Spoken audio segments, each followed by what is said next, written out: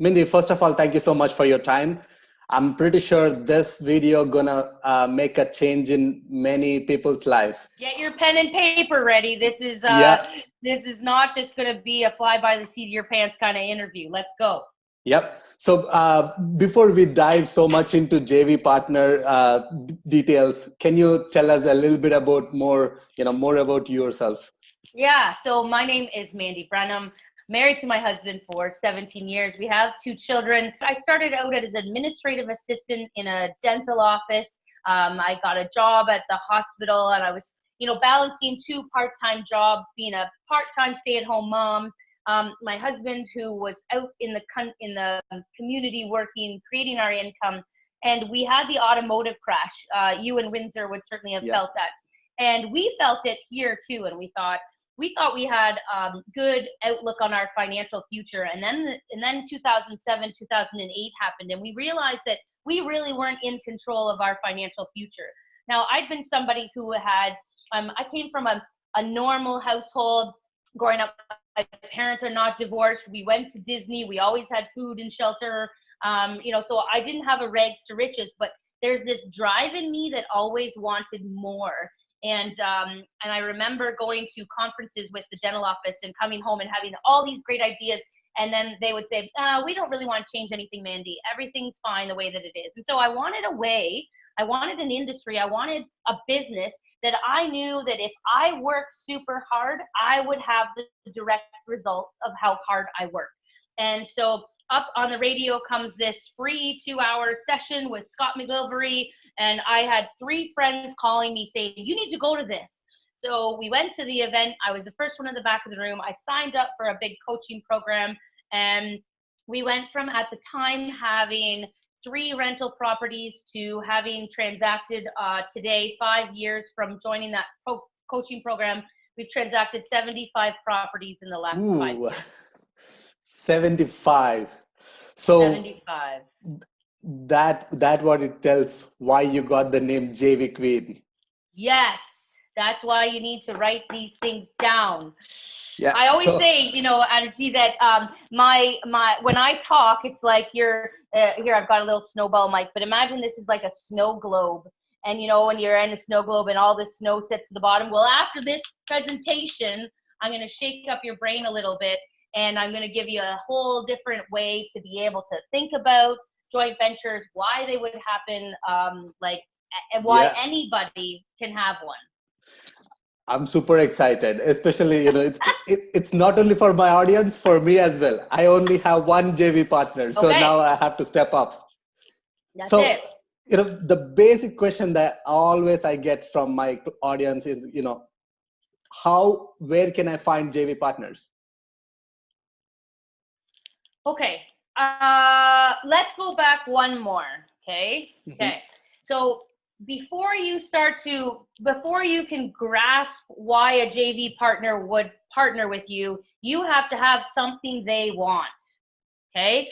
And so you have an in on the properties, you do property tours, you're showing people what to look for. So, there were properties. So let's just say that property that we walked in with you have to have the person that if you're looking to attract a joint venture to come to the table, you need to have something that is attracting them.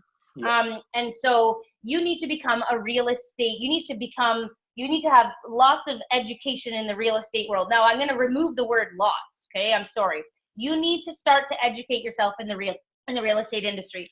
This can take $0 or we'll say very little amounts of dollars. You don't need to go to a big $10, $20, $40,000 coaching program. No, I'm talking about market research. I'm talking about going to the open houses. I'm talking about connecting with a great realtor. I'm talking about looking at comparable properties. I'm talking about going on property tours, talking to fellow investors, going to local investor groups. Because you have to start to, if you find this amazing asset and you're like, well, now I need a JV partner, you need to know why this is an amazing asset that you can even offer to a JV partner. So the first thing is for you to build up some market jargon, like be able to say, hey, I've got this great property that has a great ROI. And, somebody would say, what's ROI? And you would be like, well, that actually means return on investment. And so you have to be able to talk the talk to attract the financial partner. Now, you could be super eager. So let's just say, I know on our property tour, there was some great contractors. They can talk the talk based on their contracting experience. They can be like, oh my gosh, I found this great property. I know what we can do with it to bring up the value. I'm a contractor. I do this all over the city. Okay, so you can see yourself as a contractor, why you could attract partners into your business. Yeah, here's another one. I'm a real estate agent, and oh my gosh, there was this property that just hopped online, and I'm telling you, it's the best priced property in the entire city. Love it. That's what you can bring to a JV partner. Your assets, and I'm telling you, this is one of the best properties that I manage. I love it. And it's an opportunity for me to offer to you as the joint venture partner. Would you like to come in and own this property? I already know how to manage it. So you can kind of see that you are building your, what I call your investor resume, to be able to identify to a potential joint venture partner why you should be hired for the job or why they should partner with you. Is that a good place to start? I love that, because you pretty much covered. I had a couple of questions that are really connected to that, but you answered everyone with one whole story. But that's really important. What you mentioned. I got my first JV partner just the way, because now I understand things, ROI, and learn, make yourself educate first. If you don't know, then you cannot find one. Yep. And latch on to somebody. I mean, like, I'm online, there's lots of different people online. Latch on to start to say, what is she doing, and what is her terminology, her verbiage, to be able to say, if she can attract a partner, how do I mimic and do what they did? In this industry of real estate, I commonly say, don't reinvent the wheel. The wheel is working. There's people who are successful with properties, with portfolios, with raising capital, with joint ventures, with renovations, with flips, with, all these things. Don't try and reinvent the wheel here. There's already success, like follow success. Love it. Yeah, that's so true. That's a cool thing with real estate. You don't have to be a super intelligent or anything. Just follow others' footprints. Yeah, I love it. One other question that I really wanted to ask is, even like I'm confused with. Okay. How do I structure the splits? How to structure the deal? What does you offer for the partner, and what do you keep? Okay. So how do I structure joint venture deals? What are the variety of ways to structure joint venture deals? Disclaimer here, there is no right or wrong. Okay. There are various ways to structure joint venture deals. At the end of the deal, you will either feel in fair exchange or you will feel out of fair exchange. Okay. And that is your internal dialogue telling you that it likes what you got into or it doesn't like what you got into. Don't do that again, right? It's okay. So my typical split is 50-50. I look for, from a joint venture financial partner, I look for them to qualify for the mortgage and put in all of the money. I'm going to clarify that, all of the money, down payment, closing costs, and renovations, okay? I am what I classify as, some people will say the working partner, but I classify myself as the real estate expert partner, okay? I bring the real estate. I bring the vision for the real estate. I bring the project management, and I oversee the management of the asset, okay? I do not do property management, okay? So again, I'm talking to you today as Mandy today, 2019, okay? I will go back to how I started. But so that's what my deals are. So I say, I have this great asset. This is what I need from you. At the end of me doing my renovations, we will refinance. You get all of your capital back before I get any money, okay? So if I'm asking my partner for $150,000, that would be like a $50,000 down payment and $100,000 reno. They get all of that $150,000 back before any equity is split. Now, I do split cash flow 50-50 just because everybody needs something to live off of. Okay, so that's your typical 50-50 JV split. As I was starting out offering this 50-50 JV split, to sweeten the deal, I did do the property management for free, okay? And so that was one of the aspects of me. As I grew, I realized that the value was not in me managing the toilets. It was me managing the manager that managed the toilets, okay? And I just explained that to my partners and they saw it, okay? Another way to go about this is you could still be 50-50 JV partners, but maybe you're a contractor, and instead of what I just said there as $100,000 renovation fund, maybe you as the contractor would say, I give you my contract rate. I still need to get paid as the contractor because that's my job. But instead of it being $100,000 to an external client, I'll give it to you for $80,000. So you're bringing value to your joint venture partner, but you're still getting paid as a contractor. I'm going to repeat that. You are not working for free. Yeah. Okay. Okay, so you're not working for free. You're offering value. If you were a property manager, maybe again, you offer the free property management. Another way to split the deal, and again, this is like, 100 ways to split the pie here, people. You could do a 60-40 split. They bring all the money, all the down payment capital, you bring the deal, but maybe you're offering them a 60-40 split. Okay, that's not a bad way to go about it. Here's another one. Maybe there are financial partners that make extreme amounts of money. So if you're connecting with a doctor or lawyer who's making, $300,000 to $500,000 a year, okay, this person is like, I don't want $400 a month cash flow. That just gets added onto my income and taxed at 50%. It's silly. So you could do a 70-30 split, okay? Meaning that this person gets 70% of the equity at the end of, we'll say a 5-year joint venture term, and the working partner takes 30%, but you get all the cash flow. So it certainly helps this person here to be able to have a cash flow coming into their business, and it's a benefit to this person because they get a huge equity position at the end. But they haven't had to pay they haven't had to lose it to taxes along the way. That's a great opportunity for somebody. That's a great way to look at it. Actually, I never even thought of, they have to pay for taxes if they get the So then on these notes, you can really tell, and I think I did this at the Wind City meeting, but I would really like you to create a piece of paper on a wall someplace that says, who is my ideal joint venture partner? Okay, and I want you to list their attributes. I want you to list who they are. I want you to really come to a clear idea of who it is you're attracting.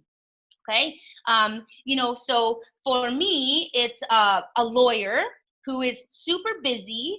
So time is of the essence to him. He values experts in their own field, so he'll value me to come into it. He understands diversification within his real estate portfolio. So he probably owns his own firm. He's been a lawyer for, 15, 20 years. He has a family. His children are probably off to university or, within the process or have finished right now. He might be a grandfather. And he makes $300,000 to $500,000 a year. His house is paid off. So that's my idea of who it is. It could be male, could be female, but a professional that way. So I want you to drill down who it is you're looking for, because if you have this idea in your mind that oh my gosh, I need to ask somebody for $50,000 and I don't know where they would get it. Well, then I would tell you that your ideal JV partner or the vision of who you have could be somebody like you. If you're saying, well, where do I come up with the $50,000? You're reflecting that you're trying to find somebody who's the same as you. But you need to have this vision of who you're attracting. So, that could be the owner of a company, could be a dentist, could be, a nurse, police officer. There's lots of different people who have the qualities that it is you're looking for that would be ideal joint venture partners. So don't get stuck on where would somebody come up with 150,000. You have to think, who has 150,000 and how do I attract them to this deal that I have in front of me? That's super cool. You always blow my mind. It's simple stuff. All of this, guess how much that ideal joint venture exercise costs?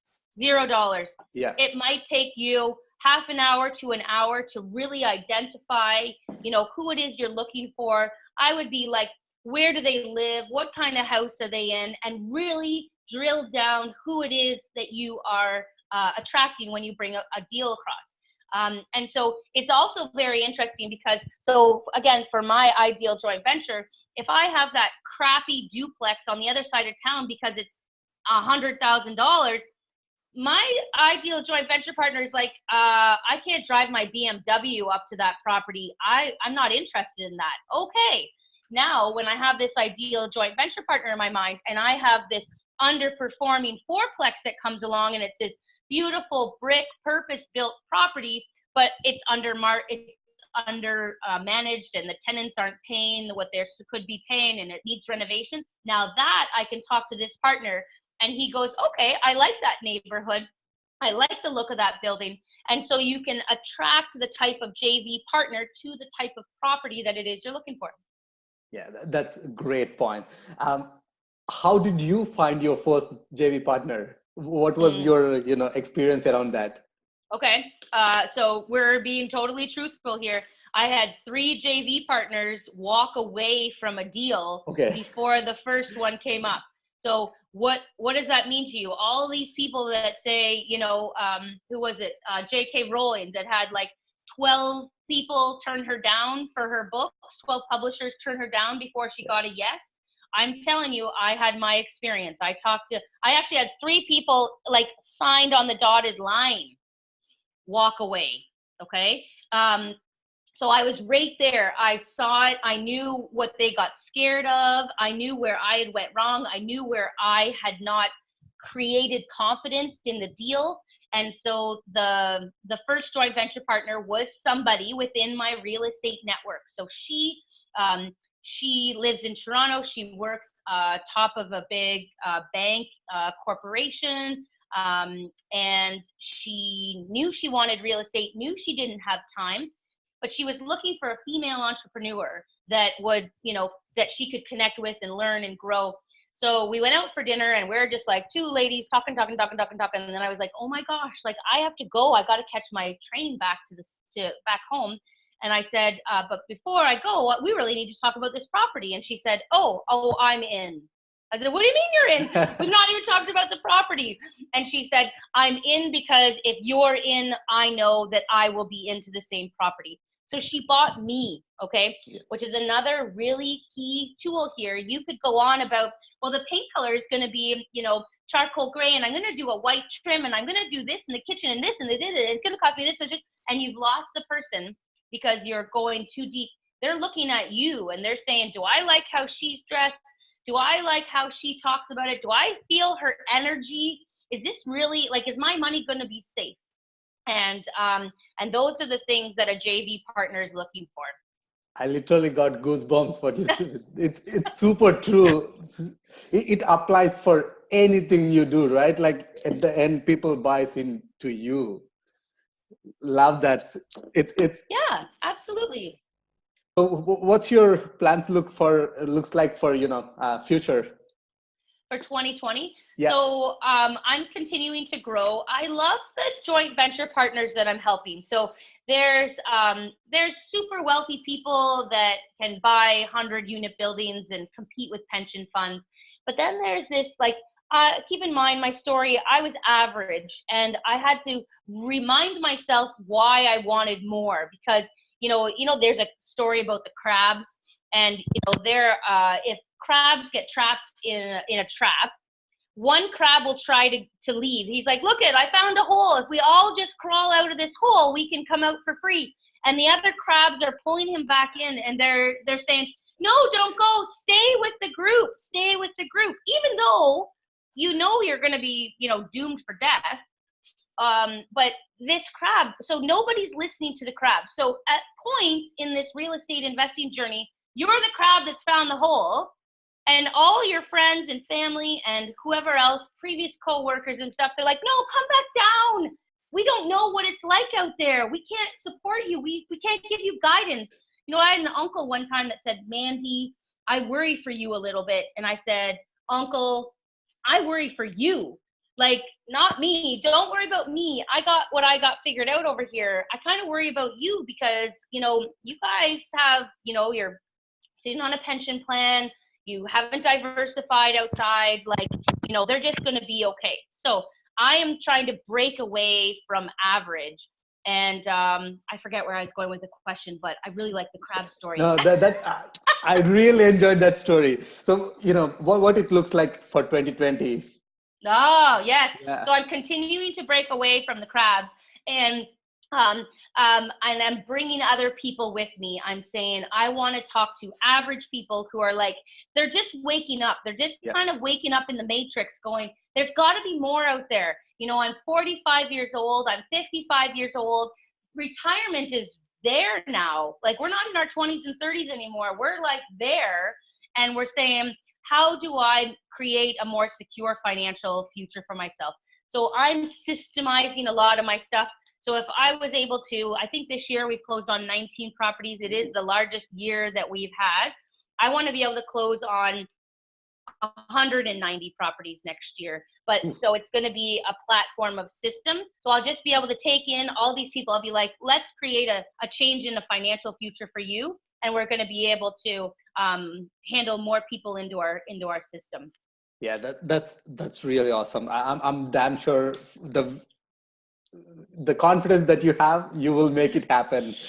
Well, but that's something else though. I want you to know I'm a normal freaking person. Like, you say last week you weren't well. I came home from a busy week a couple weeks ago, and it was Friday night, and I was like, there was something, I could have done something on Saturday, I could have done something on Sunday, but I said no to an event, and I said no to another event, and I fasted for 48 hours, and I laid in bed, and I read, and I totally decompressed, because I was just like, I ain't no machine here, and everybody needs some downtime, and I've made so many mistakes, and if I send you an email at 3 a.m., it's because my brain is going tick, tick, tick, tick, tick, tick, tick, tick, tick, tick, tick, and I can't sleep. Well, when I don't sleep, I don't have good days. And so it's kind of like the compound effect. But so I'm just a normal person. But the difference between somebody is like maybe myself and others is I might make a mistake, have a little bit of a failure, and then go, okay, what did I learn from that? And pick myself up and go forward again. Yeah. And go forward again. That's the right mindset, right? Like, I love it. Honestly, I learned so much from the whole conversation we had so far. I love to have more conversation, but we are almost like, running out of the time limit I have. So what I'm going to do is, like, people who are interested to, either JV partner with you or learn from you, I'll leave all the details in the description. So reach out to Mindy, pick her brain. It's awesome. It's awesome. Yeah. Thank you for having me. Thank you so much. Yeah, I look forward to connecting with everybody. I'm happy to be able to hop on some quick discovery calls just to be able to get you over a little hump if you are struggling with something. One quick note though, if you have any questions, leave in the comments below. I will make sure get the answers from Mindy. Not my answers, I'll get from her. So leave the comments below. Let me know what's the pains you're going through. Thank you so much, Mindy. Thanks for having me. Yeah, have a wonderful day.